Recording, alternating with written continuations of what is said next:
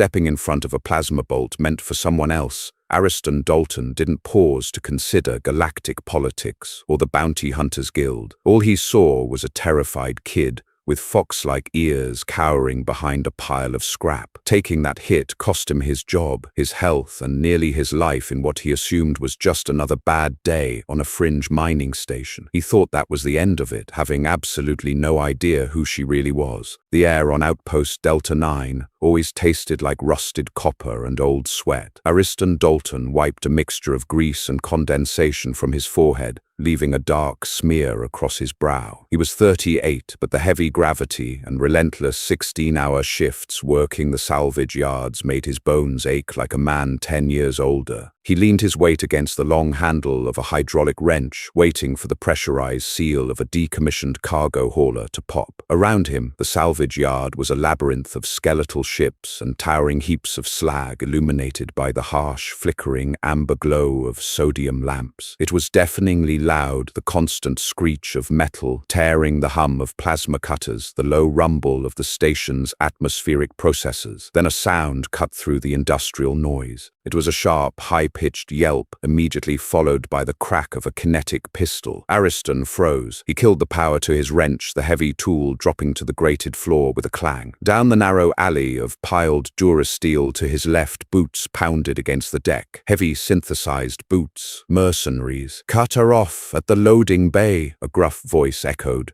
Ariston didn't want trouble. Trouble on Delta 9 usually meant a body dumped out an airlock before standard morning cycle. He took a step back, intending to slip behind the bulk of the cargo hauler. But then the prey rounded the corner. She crashed hard into a pile of empty coolant barrels, sending them clattering across the deck. She was small, maybe reaching Ariston's chest, clutching her left side. Her species was rare out in the fringe vulpine, bipedal, but covered in a fine coat of auburn fur, with large, triangular ears flattened flat against her skull in terror. A bushy tail, currently matted with dirt and dark violet blood, was tucked tightly between her legs. She wore a torn, high-collar tunic that looked like it used to be expensive, now ruined by grime and plasma burns. She scrambled backward, her clawed hands scraping against the floor grates, eyes wide and glowing with a faint bioluminescence. 3 men rounded the corner a second later. They wore the mismatched, heavy composite armor typical of guild trackers. The lead man, a towering brute with a scarred jaw, leveled a wide-bore plasma rifle at her. "End of the line royalty," the tracker grunted out of breath. "Contract says dead or alive. I prefer dead, less squirming."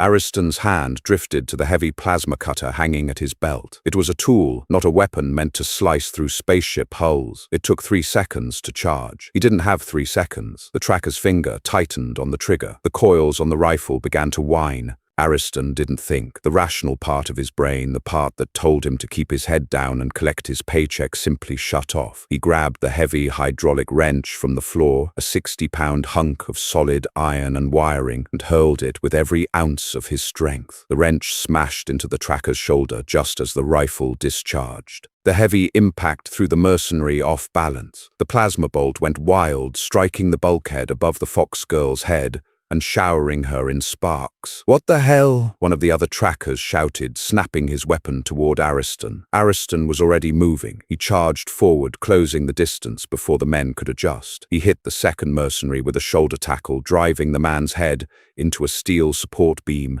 With a sickening crunch, the man slumped instantly. The third tracker fired a kinetic round. Ariston felt a blinding, tearing pain rip through his left side, just above his hip. The impact spun him around, knocking the breath from his lungs in a sharp gasp. He hit the deck, hard-tasting copper. "Kill the mechanic!" the lead tracker roared, recovering from the wrench impact and drawing a sidearm. Ariston fought through the blinding haze of pain. He dragged himself to his knees, ripping the plasma cutter from his belt. He jammed his thumb onto the override switch, bypassing the safety protocols. The tool screamed, glowing blindingly white. As the lead tracker stepped forward, leveling his pistol, Ariston thrust the cutter upward, slicing through the heavy power pack on the man's chest armor.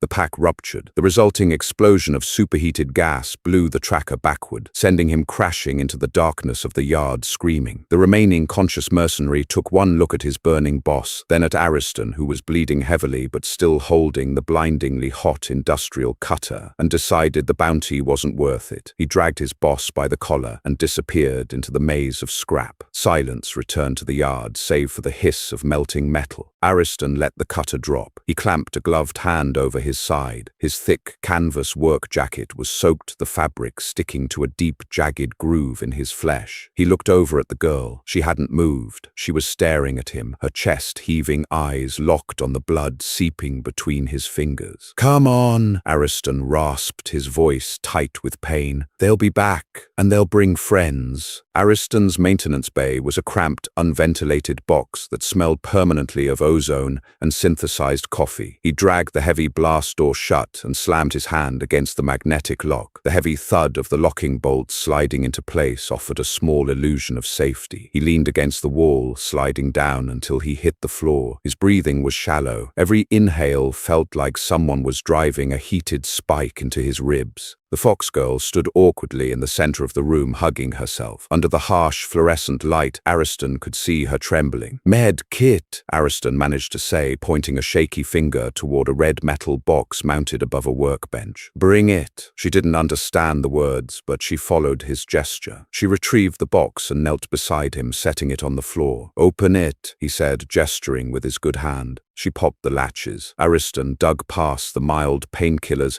and grabbed a tube of medical-grade biofoam and a portable cauterizer. He unzipped his jacket, biting down on his bottom lip as the fabric pulled away from the wound. It was ugly. The kinetic round had taken a chunk of flesh from his obliques, missing vital organs but leaving a bleeding crater. He looked at the girl. She was staring at the wound, her ears drooping. "Look away, kid," he grunted. He didn't wait to see if she did. He engaged the cauterizer. The sizzle of his own burning flesh filled the small room, accompanied by a smell that made his stomach churn. Ariston squeezed his eyes shut, a low, guttural groan escaping his teeth. He held it there for 5 agonizing seconds until the bleeding stopped, then sprayed the expanding biofoam into the crater to seal it. He dropped his head back against the wall, panting, completely covered in cold sweat. After a minute, he felt a light touch on his knee. He opened his eyes. The girl was holding out a canteen of water she had found on his desk. "Thanks," he muttered, taking a long drink. He studied her. She was young, maybe the equivalent of a human teenager, though it was hard to tell with her species. Her auburn fur was sleek despite the dirt, and her clothes were spun from a silk-like polymer that didn't exist in this sector. "Who are you?" Ariston asked. She reached up to her collar and tapped a small metallic node embedded in the fabric. A moment later, a synthesized, flat voice emanated from the device. "Translator engaged. Dialect Standard Terran." She cleared her throat. "My name is Chloe," she said. The translator smoothed out the alien inflections of her voice, giving her a mild, neutral accent. "Chloe," Ariston repeated. "That's a human name."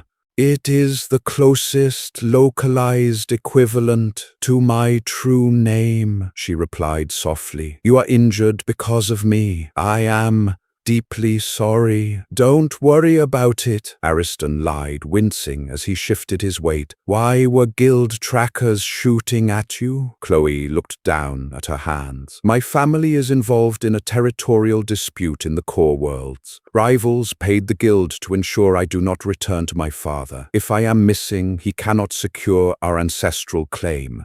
Politics," Ariston spat the word, tasting bitter. "Always poor bastards like me who catch the stray rounds." He forced himself to stand. The room spun for a second before settling. "You can't stay here, Chloe. The guild owns local security. By tomorrow morning, every dock worker and rent-a-cop on Delta 9 will be looking for you." "I have no credits," she said, her ears folding back in shame. "My escorts were killed when our shuttle was intercepted. I have nothing to offer you for your aid." Ariston walked heavily over to a loose floorboard near his toolbox. He pried it up with a screwdriver, pulling out a small, grimy lockbox. Inside was a stack of physical credit chits. It was his ticket off this rock. 3 years of saving, eating protein paste, and working double shifts. It was enough for a one-way ticket to a garden world, and a down payment on a quiet piece of land. He stared at the money for a long time. Then he grabbed a heavy canvas duffel bag, threw a spare set of greasy mechanic coveralls inside, and tossed the stack of credits on top. "Put those coveralls on over your clothes," Ariston ordered, handing her the bag. "Tuck your ears down, wrap a scarf around your head,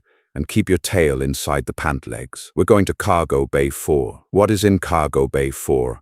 A pilot named Henderson. He runs a freighter, moving bulk agricultural supplies to the core. He's greedy, but he's reliable if you pay him up front." Ariston zipped his ruined jacket back up to hide the bloody foam patch. "He leaves in 20 minutes. Chloe looked at the bag, then up at Ariston. Her bioluminescent eyes were wide. "This is your currency. I cannot take this.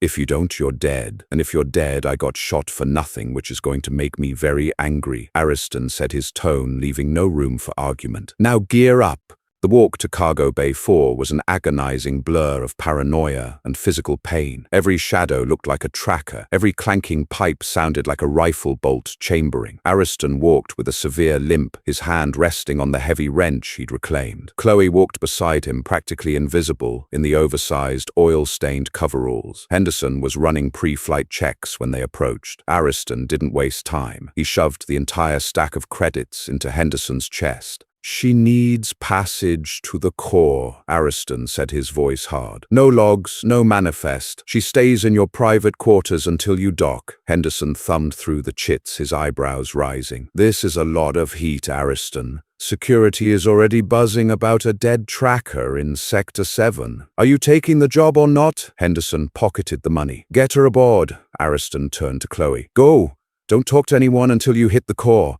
She hesitated at the bottom of the freighter's ramp. She reached out and grabbed Ariston's thick, calloused hand in both of her clawed ones. "I will not forget this, Ariston Dalton." "Just stay alive, kid," Ariston said, pulling his hand away gently. He watched the ramp close and the freighter detach from the umbilical lock. He stood there until the ship was a speck against the blackness of space. Then he turned around to face the station. He had no money, a severe hole in his side, and he needed to scrub the blood from his bay before the guild started asking questions. 3 months. That was how long it took for Ariston's life to completely unravel. The biofoam had kept him from bleeding out, but the wound had festered. Medical care on Delta 9 was expensive, and Ariston had given all his savings to Henderson. By the time he scraped together enough creds for black market antibiotics, the infection had spread to the muscle tissue. He couldn't lift the heavy salvage tools anymore. His boss fired him within 2 weeks. Now Ariston lived in the lower sub-levels of the station, a damp, lightless sector meant for water reclamation. He spent his days repairing broken environmental scrubbers for a handful of credits a day, just enough to buy synthetic rations and painkillers. He had lost 20 pounds. His face was gaunt, covered in a ragged beard, and he walked with a permanent heavy limp. He was sitting on an overturned bucket, splicing frayed copper wires together when the station rumbled. It wasn't the usual vibration of a cargo hauler docking. This was a deep, resonant hum that shook the dust from the ceiling pipes. The low-frequency vibration rattled Ariston's teeth. A moment later, the station's emergency broadcast system crackled to life. It didn't play an alarm. It just hissed static as if the entire network had been hijacked. Ariston ignored it, tying off the wire and reaching for his soldering iron. 10 minutes later, he heard the marching. It was perfectly synchronized. Dozens of boots hitting the metal grating of the sub-level in unison. Ariston frowned slowly, pushing himself up from his bucket. The local security forces couldn't march in time if their lives depended on it. He stepped out of his alcove and looked down the long, dimly lit corridor. Through the steam venting from the pipes, a squad of soldiers approached. They wore immaculate matte white armor with gold filigree tracing the seams. They carried sleek, energy-based rifles held tightly at the low ready. They moved with terrifying precision.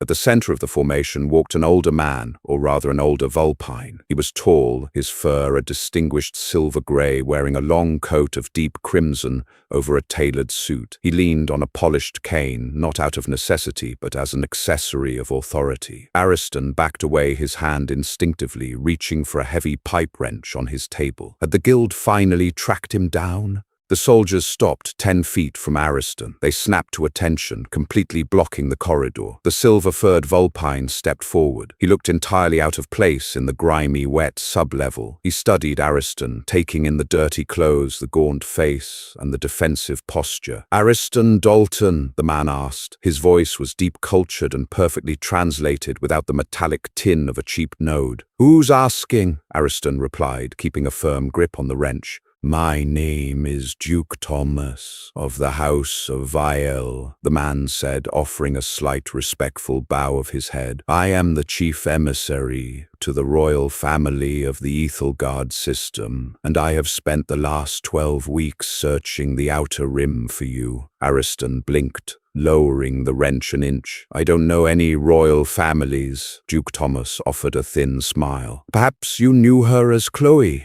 Ariston went still. The memories of the terrified girl, the plasma fire, and the smell of his own burning flesh rushed back. Did she make it?" "She did," Thomas said, his tone softening. "Thanks to you, she arrived safely in the core. Her father, the king, was able to secure our borders and end the dispute. The guild trackers who pursued her have been dealt with permanently." Ariston let out a long breath, dropping the wrench onto the table. "Good. Glad the kid's okay. But you came a long way just to tell me that." "I did not come to merely deliver news, Mr. Dalton," Thomas said. He gestured to the surrounding squalor of the sub-level. "We have investigated what happened to you after you secured her passage. We know about your injury, your loss of employment, the complete depletion of your life savings to pay a smuggler."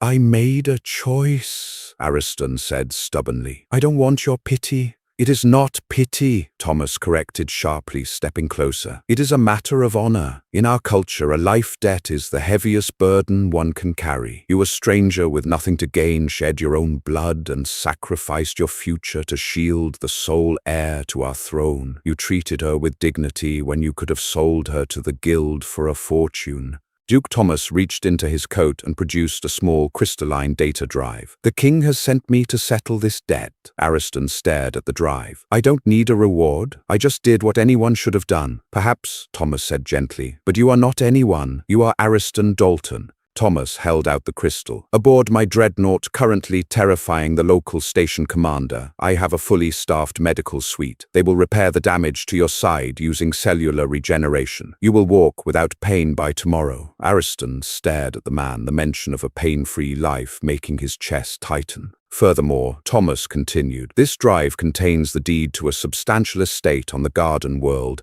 of Elysium Prime, fully staffed and funded in perpetuity, along with a newly commissioned heavy salvage frigate registered in your name. We understand you have an affinity for engineering." Ariston felt his knees go weak. Elysium Prime, a private ship. He had dreamed of a small cabin and a patch of dirt. This was wealth beyond comprehension. I can't take this," Ariston stammered. "You must," Thomas replied, stepping forward and placing the crystal on the table next to Ariston's rusty tools. "If you refuse, the princess will likely fly a ship out here herself to scold you. She is quite stubborn, and she misses her friend." Ariston looked at the crystal gleaming in the dim light of the sub-level. He looked down at his ruined hands, and the constant throbbing ache in his side suddenly felt a little less permanent. "Medical bay, you said?" Ariston asked quietly. Duke Thomas smiled, stepping aside and gesturing down the corridor. "If you will follow me, Mr. Dalton, your new ship is waiting." The medical bay of the Ethelgard dreadnought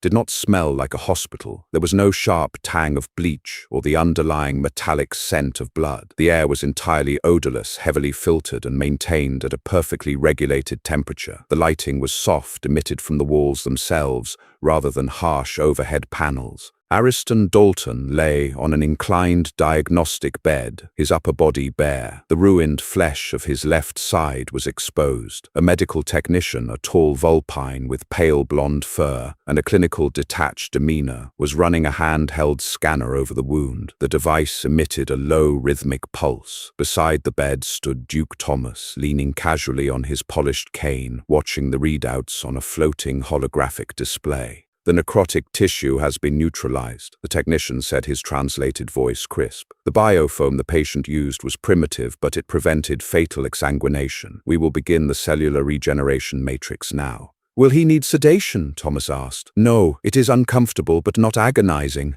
Ariston gripped the smooth edges of the diagnostic bed. I've survived delta wave cauterization without painkillers. I can handle a matrix, whatever that is.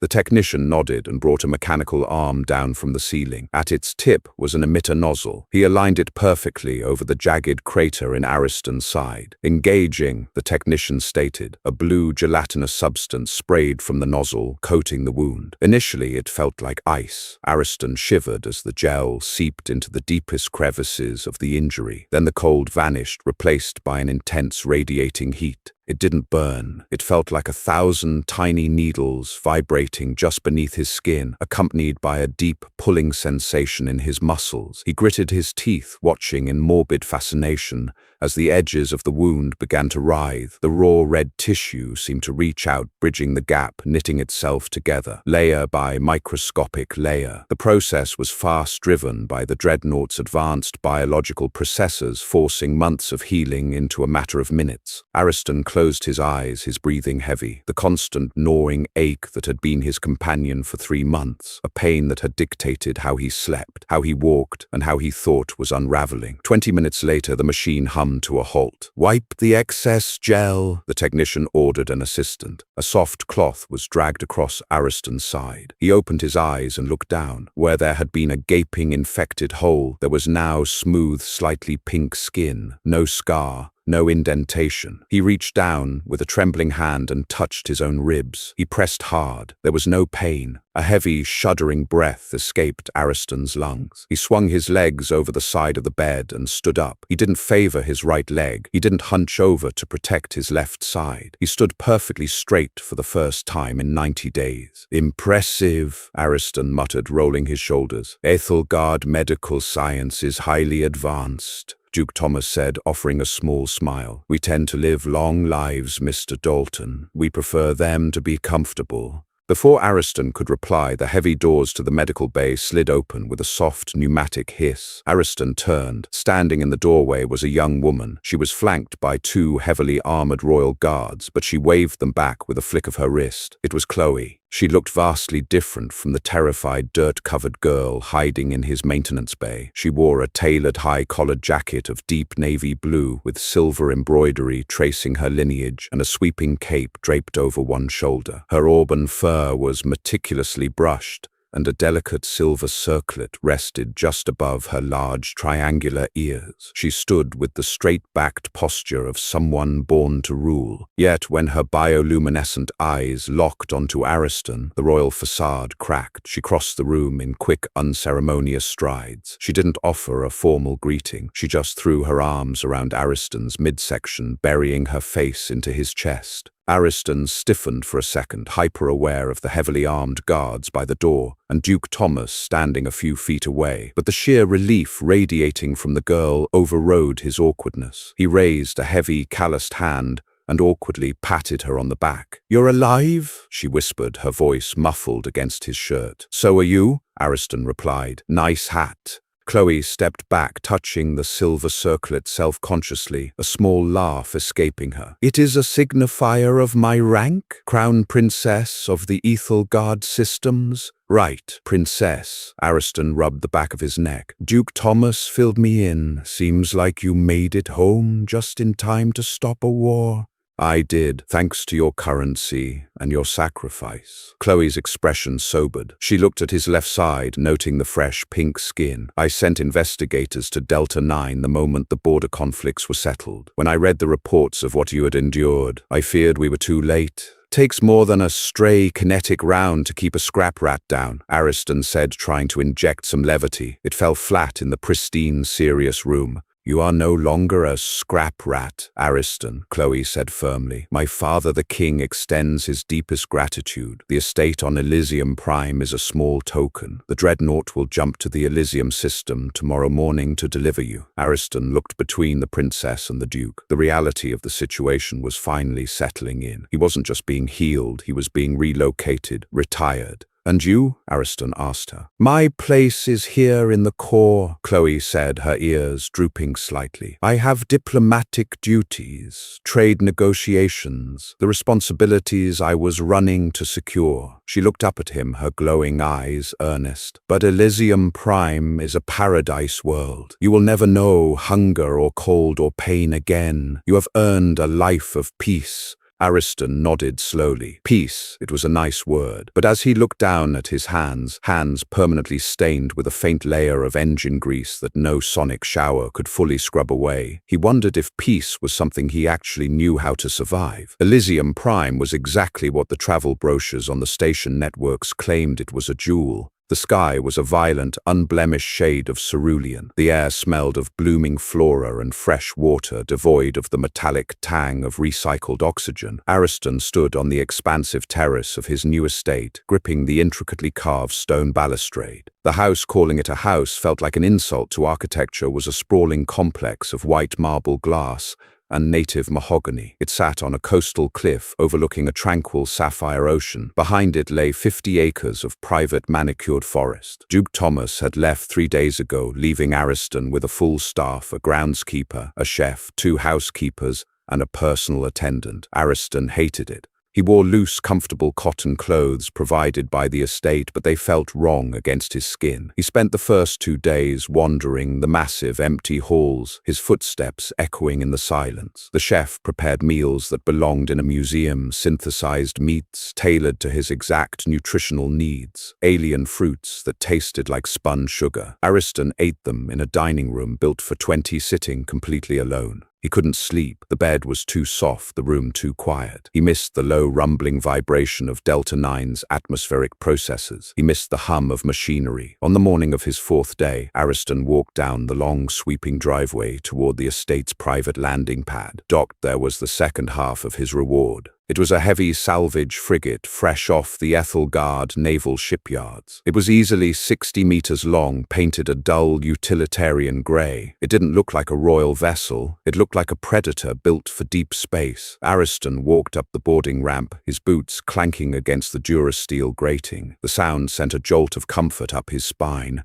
He stepped into the airlock and cycled through to the cargo bay. It was massive, equipped with dual magnetic gantry cranes, heavy plasma cutters mounted on articulated arms, and a reinforced containment hold for volatile materials. He climbed the narrow ladder to the bridge. The cockpit was compact, designed for function over form. 3 primary crew stations surrounded the central command chair. The consoles were powered down, completely dark. Ariston sat in the pilot's seat. He ran his hand over the flight yoke. The synthetic leather was pristine. He leaned forward and hit the main power breaker. The ship hummed to life. The consoles lit up with amber and blue holographics. The deck vibrated beneath his feet as the twin fusion drives spun up from their dormant state. Ariston closed his eyes, letting the vibration travel up his legs. This was a heartbeat, he understood. He pulled up the ship's registry on the central console. Vessel name, unregistered. Class, Vielle Pattern, heavy salvage frigate. Owner, Ariston Dalton. Ariston tapped the screen, opening the nomenclature input field. He thought about the wrench he had thrown to save the princess. He thought about the 16-hour shifts. He typed the iron shift. He confirmed the registry. The ship's AI chimed a soft acknowledgement. Ariston left the ship and walked straight back to the estate. He found his personal attendant, an older human man named Reginald, polishing a silver vase in the foyer. "Reginald," Ariston said, his voice carrying an authority he didn't know he possessed. "Yes, Mr. Dalton," Reginald asked, standing up straight. "Pay the staff 3 months severance. Everyone. The chef, the cleaners, all of them." Reginald blinked, clearly taken aback. "Sir, have we displeased you?" "No, you've been great. The food is incredible. The house is spotless. But I don't need a staff. I'm one guy. I can make my own coffee." Ariston pointed toward the landing pad. "I'm firing up the ship. You are leaving Elysium Prime, sir." "I'm going to work," Ariston said simply. "A man rots if he sits in a garden all day doing nothing. I'm a mechanic, a salvager. That's a 1 billion credit ship sitting out there doing nothing." Reginald looked at Ariston for a long moment, then offered a small, knowing smile. Very well, Mr. Dalton. Shall I retain the groundskeeper to maintain the perimeter while you are away? Yeah, keep him on payroll, Ariston said. He turned and headed up the sweeping staircase to his massive bedroom. He grabbed a heavy canvas duffel bag. He didn't pack the silk shirts or the tailored trousers. He dug out the spare set of heavy coveralls he had brought from Delta 9, a worn pair of steel-toed boots, and his old heavy tool belt. He needed a crew. A ship that size required a pilot to navigate the scrap fields, a comms officer to intercept guild chatter, and maybe a deckhand to help run the gantry cranes. He knew a dozen guys back on Delta 9 who would kill for a bunk on a ship like the Iron Shift, men and women who were currently eating protein paste and breaking their backs for corporate scraps. Ariston slung the heavy tool belt over his shoulder. He wasn't a royal. He wasn't a noble. He was a working man with a very, very big wrench, and the galaxy was full of broken things. Deep Space Sector 4 was a graveyard. It was a region of space caught between the gravitational pull of a dying red dwarf and a dense asteroid belt. For decades, outdated freighters, pirate corsairs, and corporate haulers had miscalculated their jumps and ended up stranded, eventually ripped apart by asteroid impacts or abandoned. To the guild, it was too dangerous to police. To independent scavengers, it was a gold mine if you survived the navigation. The Iron Shift glided through the void, its dull grey hull practically invisible against the starless backdrop. Ariston sat in the command chair, his boots propped up on a lower console. He was wearing his stained coveralls, a smear of grease already marking his left cheek. He felt completely at peace. "Proximity alert, boss," Morgan called out from the helm. Morgan was a former shuttle pilot from Delta 9 who had lost his license for flying under the influence of illegal stims. He was clean now, mostly because Ariston had threatened to throw him out an airlock if he brought the junk on board. He was also the best tight quarters pilot Ariston knew. "Talk to me, Morgan," Ariston said, pulling his boots off the console and leaning forward. "Got a massive heat bloom on the long-range sensors," Morgan said, his hands dancing across the flight controls. "Looks like a fresh wreck. Corporate transport. Hull's breached, but the main reactor is still hot. It's drifting toward the gravity well." At the comm station, Reyes, a brilliant, cynical woman who used to splice illegal holovids on the station, spoke up. "I'm picking up a distress beacon. It's weak, automated, but I'm also picking up chatter on the open frequencies. 2 other ships are vectoring in on the same coordinates." Ariston frowned. "Scavengers, worse," Reyes said, adjusting her headset. "Transponders identify them as bloodhounds, a splinter faction of the Tracker Guild." Ariston felt a familiar tightness in his chest. The guild, the same type of men who had put a hole in his side and terrorized a kid, out here in the black maritime law, dictated that a derelict ship was fair game. But if there were survivors on board, the guild wouldn't waste time saving them. They'd strip the ship of its cargo and let the crew suffocate to maximize their profit. Morgan punched the drives, Ariston ordered. "Get us there first." "Firing mains," Morgan replied. The heavy Ethelgard engines roared to life. The inertial dampeners whined in protest as the Iron Shift accelerated, tearing through the dark space toward the coordinates. 10 minutes later, the wreck came into visual range. It was a massive commercial transport, its midsection blown completely open by what looked like an asteroid strike. Debris floated in a halo around the crippled vessel. The emergency lights flickered weakly along the intact sections of the hull. "Scan for life signs," Ariston said. Reyes worked her console, reading faint biosignatures in the forward command module. "Maybe 5 or 6 people. Life support is failing. They have maybe an hour of oxygen left. And the guild ships entering visual range now." On the main viewport, 2 sleek, heavily armed Corvette-class ships dropped out of light speed. They were painted matte black, bristling with kinetic cannons. They immediately moved to flank the crippled transport, acting like wolves circling a wounded deer. "Incoming transmission from the lead corvette," Reyes announced. "Put them on screen," Ariston said. The central monitor shifted from the sensor data to the face of a scarred, aggressive-looking human wearing heavy tactical gear. "Unidentified frigate," the mercenary barked. "This is Guild Commander Vane. You are encroaching on a registered salvage claim. Power down your drives and alter your vector, or you will be fired upon." Ariston stared at the screen. He remembered the feeling of being powerless. He remembered looking down the barrel of a plasma rifle with nothing but a wrench in his hand. He pressed the broadcast button on his console. Commander Vane, this is Ariston Dalton, captain of the Iron Shift. There are survivors on that transport. My crew is moving in to extract them. You are ordered to stand down and clear the airspace. Vane laughed a harsh, grating sound. Dalton, never heard of you. Look at your ship, mechanic. You're a junk hauler. We are heavily armed guild enforcers. You have 10 seconds to turn around before I turn your ship into our second salvage claim of the day. Ariston didn't blink. He muted the transmission. Morgan, Ariston said calmly, bring us alongside the transport's command module. Boss, they've got their weapons locked on us. Morgan warned, his hands gripping the yoke tightly. Do it, Ariston turned to Reyes. Reyes, charge the defensive grids. Route auxiliary power to the port side plasma cutters. The Iron Shift surged forward, ignoring the corvettes. The ship maneuvered with shocking agility for its size, slipping between the floating debris and aligning its portside airlock with the sealed command module of the transport. They're firing, Reyes shouted. On the viewport, the lead corvette unleashed a barrage of kinetic rounds. The heavy slugs streaked across the void, impacting the hull of the Iron Shift. Back on Delta 9, a ship this size would have been shredded, but this ship wasn't built from cheap corporate Durasteel. It was forged in the shipyards of Ethelgard. The kinetic rounds hit the ship's kinetic shielding and deflected harmlessly into space, sending ripples of blue light across the energy barrier. The hull didn't even shudder. Commander Vane's face reappeared on the screen, his smug expression replaced by shock. What the hell is that shielding? Ariston unmuted his comms. I told you to clear the airspace, Vane. You didn't listen. Ariston engaged his tactical console. He wasn't going to blow them out of the sky. He wasn't a murderer, but he was going to teach them a lesson. Targeting, Ariston muttered. He locked onto the lead corvette's primary weapon mounts. He didn't fire missiles or cannons. He activated the heavy industrial plasma cutters mounted on the articulated gantry arms,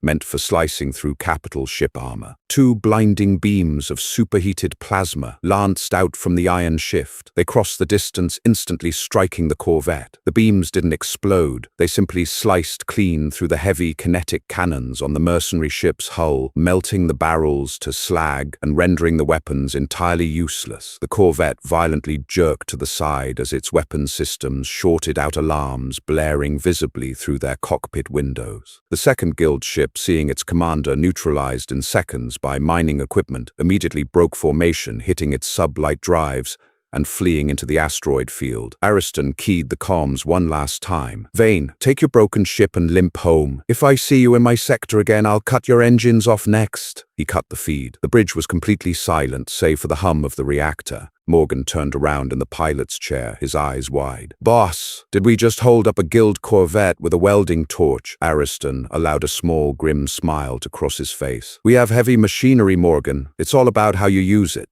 He stood up from the command chair. Reyes, keep an eye on the sensors. Morgan, hold us steady. I'm going down to the airlock to cut those survivors out. Ariston walked off the bridge, heading toward the cargo bay. His heavy boots clanked against the deck. He wasn't a royal, and he wasn't a soldier, but as he grabbed his heavy cutter and secured his helmet, he realized he didn't need to be. With this ship and this crew, he was exactly what the Outer Rim needed. He was a mechanic, and he was going to fix things. The airlock of the crippled corporate transport was sealed shut, the heavy blast doors warped by the kinetic force of the asteroid strike. Ariston stood on the exterior hull, his magnetic boots anchoring him to the cold Durasteel. Zero-gravity operations always made his stomach churn, but the adrenaline overrode the nausea. He held the heavy plasma cutter with both hands. It was a massive piece of gear, tethered to a high-capacity power pack strapped to his back. Reyes, talk to me, Ariston said over the comms, his breath fogging the inside of his helmet visor. Life support inside the command module is in the red, boss, Reyes replied, her voice crisp in his ear. You have maybe 12 minutes before the CO2 scrubbers fail entirely, and the ambient temperature is dropping fast. Understood.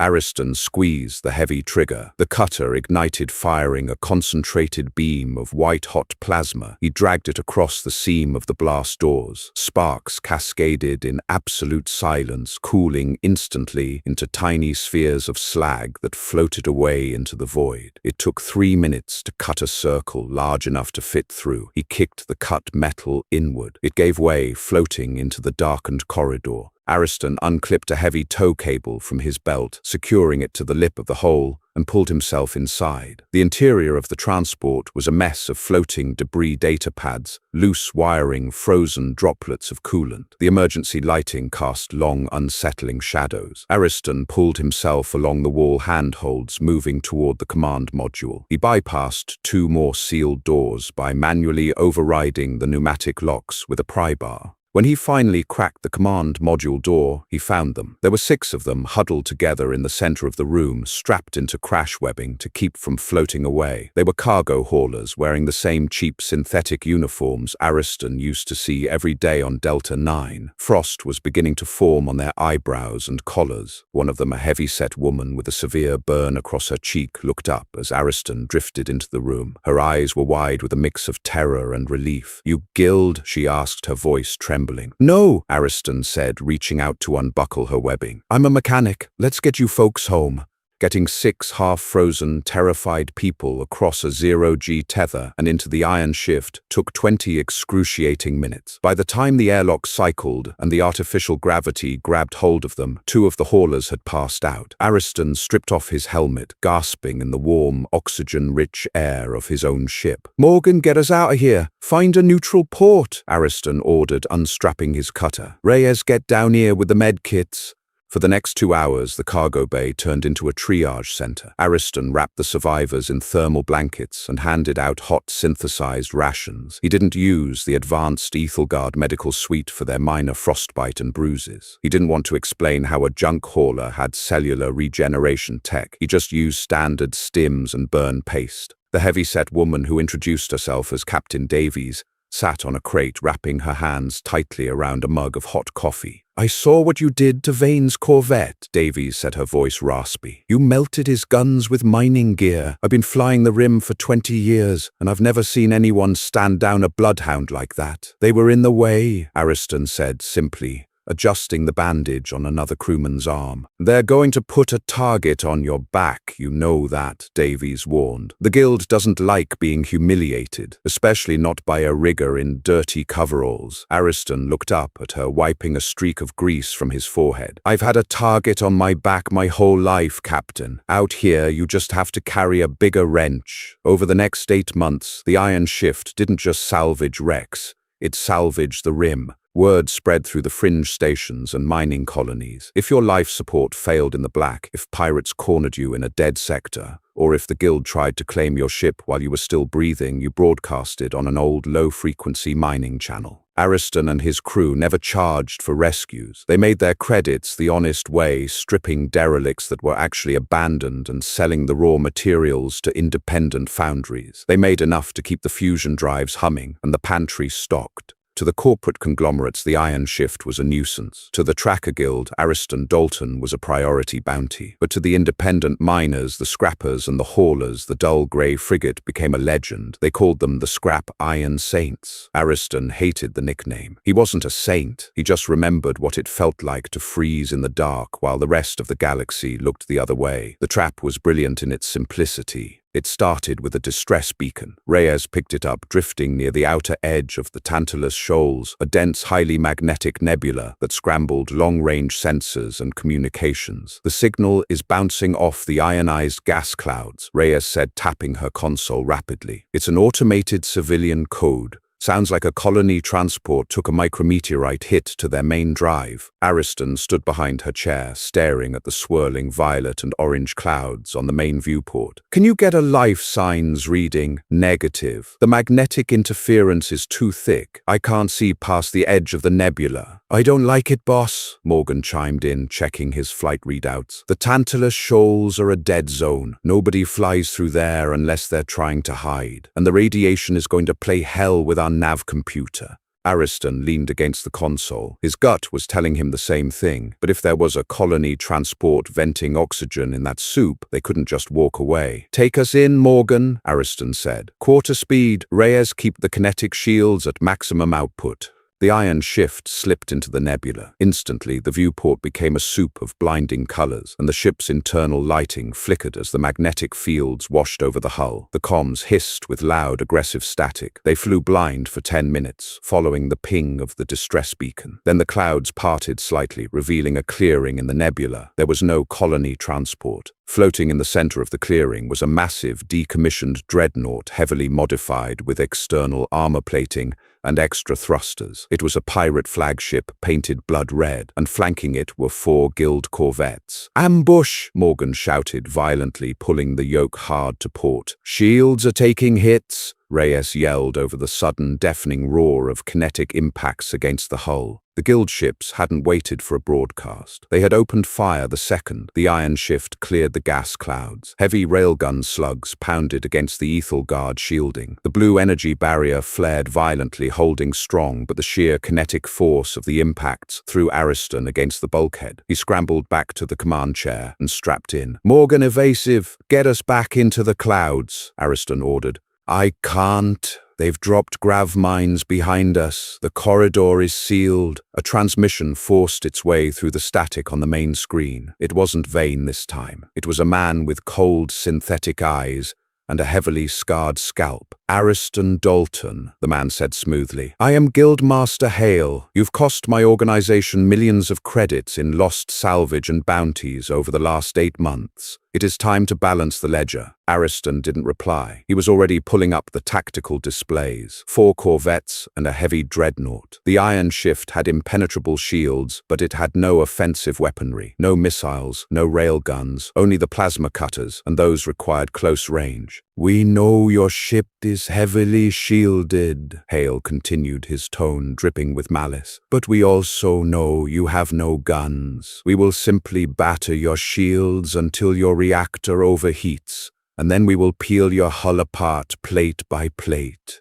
"Boss, he's right," Reyes said, her voice tight with panic. "The reactor is spiking. It's not built to sustain this level of continuous bombardment. Shields will fail in 4 minutes. Ariston stared at the tactical display. He looked at the layout of the dreadnought, the positions of the corvettes, and the dense field of magnetized asteroids floating in the nebula around them. He didn't have guns, but he had the most advanced heavy salvage frigate in the galaxy. "Reyes, reroute all secondary power from life support and gravity to the magnetic gantry cranes." Ariston snapped his fingers, flying across his console. "The cranes, boss, those are for lifting scrap. Just do it." Morgan, plot an intercept course. Not away from them, directly at the dreadnought. Morgan didn't hesitate. He slammed the throttles forward. The iron shift roared, accelerating straight into the teeth of the enemy formation. "They're charging us." Hale's voice crackled over the open frequency, sounding genuinely confused. "Concentrate fire on their forward deflectors." The bombardment intensified. The hull groaned, and the emergency klaxons screamed. "Distance to the nearest heavy asteroid?" Ariston asked. 200 meters off the starboard bow," Reyes answered. "Deploy starboard crane. Maximize magnetic polarity." From the side of the iron shift, a massive articulated arm extended into the void. At its end was a heavy magnetic grappling plate used for towing dead cruisers. As they passed the massive iron-rich asteroid, Ariston triggered the magnet. The crane latched onto the asteroid with a sickening crunch of metal against rock. The inertial dampeners wailed as the ship suddenly took on the mass of a small moon. "Morgan, hard port spin! Whip us around!" Ariston yelled. Using the ship's massive thrust, Morgan threw the frigate into a violent spinning drift. The crane arm groaned, the Ethel Guard metallurgy pushed to its absolute limit. The iron shift acted as a fulcrum, and the massive asteroid became a makeshift 2,000-ton flail. The asteroid swung in a massive, brutal arc directly into the path of 2 flanking Guild corvettes. There was no explosion, just the horrific, silent crushing of metal. The asteroid smashed through the first corvette, tearing it in half, and careened into the second, crushing its engines and sending it spinning out of control into the nebula. "Release the magnet," Ariston ordered. The asteroid sailed away into the gas clouds.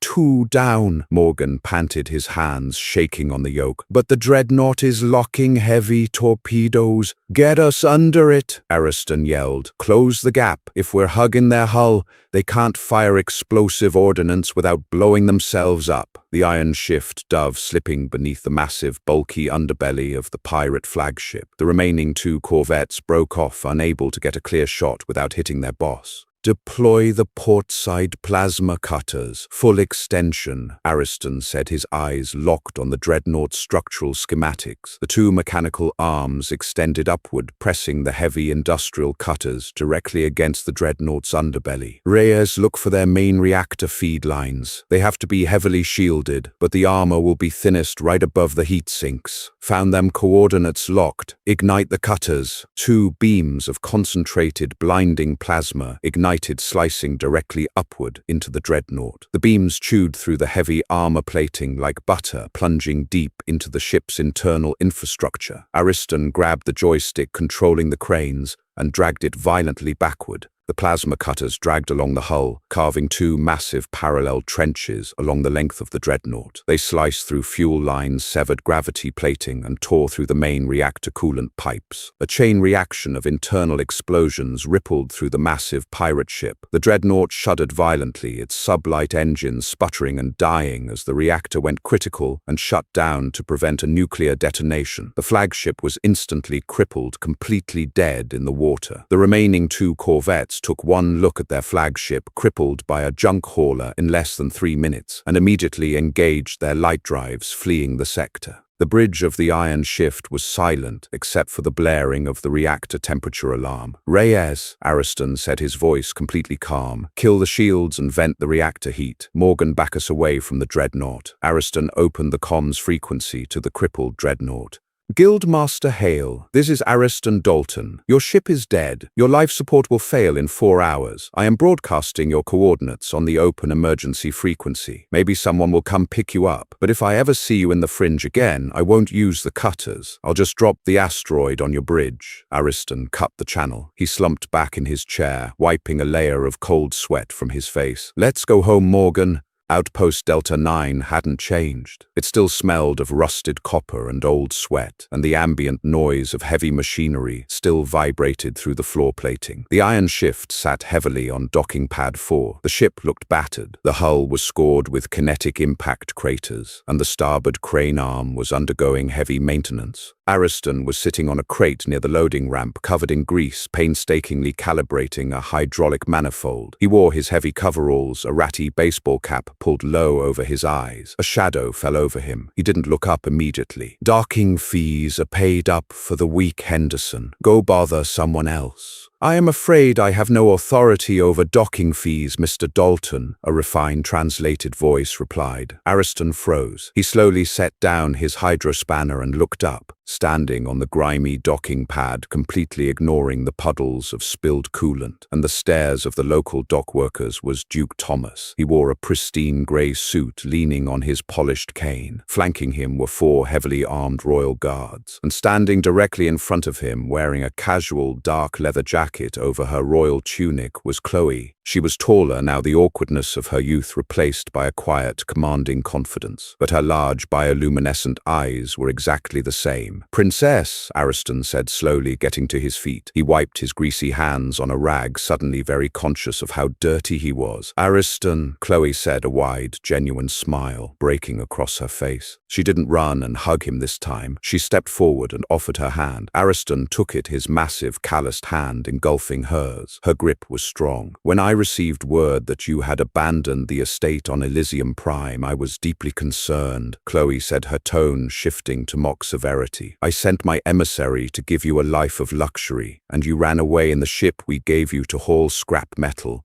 With all due respect, Your Highness, Ariston said, tossing the rag onto the crate. I'm a terrible rich person. I get bored easily. Chloe laughed, a bright, clear sound that cut through the industrial noise of the station. She looked past him, studying the massive, scarred hull of the iron shift. You have made quite a name for yourself, she noted. The core worlds are receiving reports of a heavily armored salvage ship terrorizing the Tracker Guild, and rescuing stranded civilians. They call you the Scrap Iron Saint. Ariston groaned, rubbing his temples. I hate that name, and I didn't terrorize them. They shot first. I just aggressively dismantled their equipment. Duke Thomas chuckled softly, tapping his cane against the deck. Aggressive dismantling. I shall have to add that phrase to the Ethelgard military lexicon. Why are you here, Chloe? Ariston asked, dropping the formalities. You didn't fly all the way from the core just to check on my landscaping choices. Chloe's smile faded, replaced by a look of profound respect. My father sent me. The Tracker Guild is a plague that even the royal fleet has struggled to eradicate from the fringe. In 8 months, with a single salvage vessel, you have broken their stronghold in this sector. You did what an army could not. She reached into her jacket and pulled out a small, heavy iron medallion. It bore the crest of the Ethelgard royal family, interwoven with the symbol of a crossed wrench and hammer.